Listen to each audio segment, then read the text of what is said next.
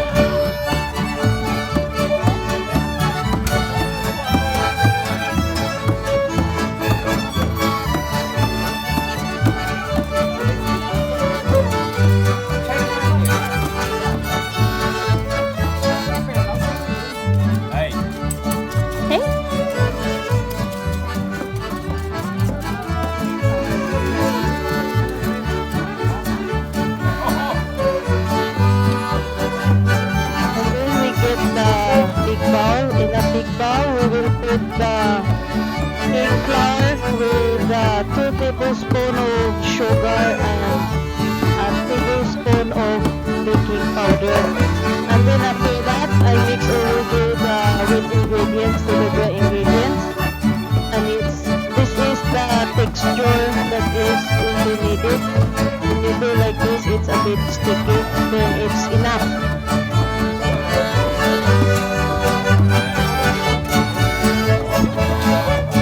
And then in the mixer, we will get the egg white. This is from the 4 pieces of egg. So this is the egg white. We will mix it into the high speed so that we can get the perfect texture, which is very sticky. Then I will put down this mixer blade. And then now it's ready. And I will start the mixer to mix the egg white so that we can form into the sticky texture. And then we will wait for a while until we are ready to pour the sugar. The sugar, which is the half cup of sugar, we cannot put it directly. And now, instead of tartar cream, I put a little or a teaspoon of vinegar because it doesn't really needed. It's not for business, it's only for a snack. So instead of tartar cream, we can use the vinegar. And now the sugar, I will put it slowly so that it's really mixed good. So it's not really a rush mix, but you must put slowly, gradually until we can take the good texture of this or the thickness of in the mixer of the white egg. And then we will continue pouring little by little until we finish all. And now it's the last pour. And then we will see for if the texture is good enough. And before I stop this, I will soak the blade and put it in a very high speed so that the texture of it is very thick. And no matter how you flip the bowl, it doesn't fall off. Then, wait for a while. And now I think this is the perfect texture. As you can see, no matter I flip the bowl in the top, it doesn't fall off. It's really sticky. So we will mix it to the another ingredients that already mixed. But when you mix it into the flour with already mixed, you put it little by little to avoid bubble.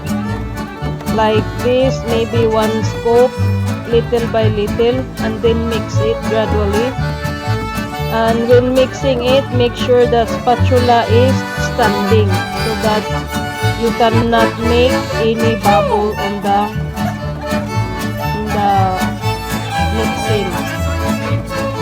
Yeah, I will mix it until it's done.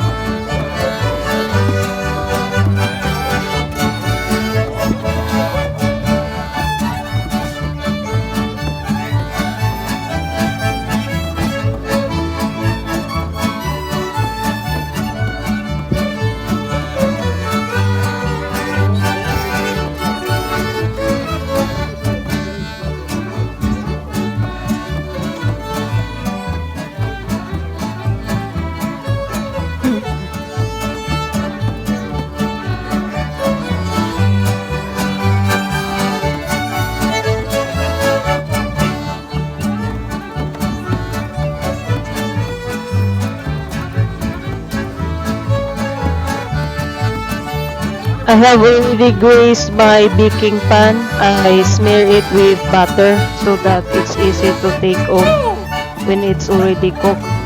So I will pour it all in my baking pan. Pour it all slowly.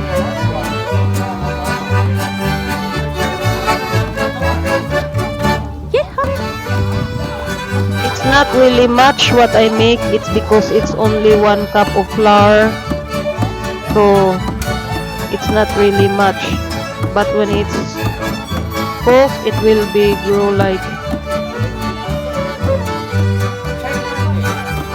maybe making half of it in the baking pan. And now I already pour everything. After it, I will like to avoid any bubble and to press the mixing dough I must to drop harder the baking pan, like 1, 2, 3, 4, 5. Yeah, I think it's enough now, and it's ready to put it in the oven. And while I am mixing all the ingredients, I already preheat the oven into 180 degrees, and I will cook it into 15 minutes.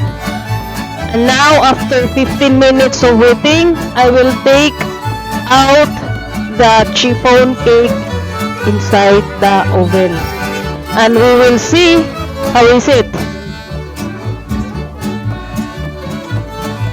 Now here it is, guys. So you can see in the edge of the chiffon cake, it's not sticking on the baking pan. I will transfer it into a plate, and all I need to do is to flip it up, and then I will only like smack or whatever, dump my hand on the top of the baking pan, and then the chiffon cake will automatic peel off. I will just knock, and then here it is. It's fell off by itself because I smeared the baking pan with butter. And you can see from the 1 cup of cake flour, this is what I made, and it's very fluffy. And after that, you can see it's not sticking much in my baking pan. And then I will get a knife, slice it. It's very nice. In your 1 cup of cake flour, you can make this big.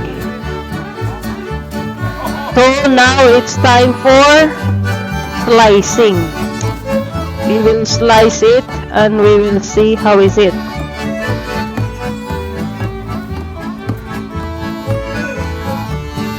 I will slice into half. I will slice this way, and I will not follow the triangle, but I will make it like this, so that if I put it in the fridge, it's really exact fit in my tupper or tupperware, whatever you call, like this. Already slicing. Then now I will grab this 1 pieces here, which is very fluffy. Now you can see the texture is very fluffy. It's like a sponge, the dishwashing sponge. It's very fluffy, and I am pretty sure it's very tasty. Then here it is. Thank you guys for watching. Hope you learned.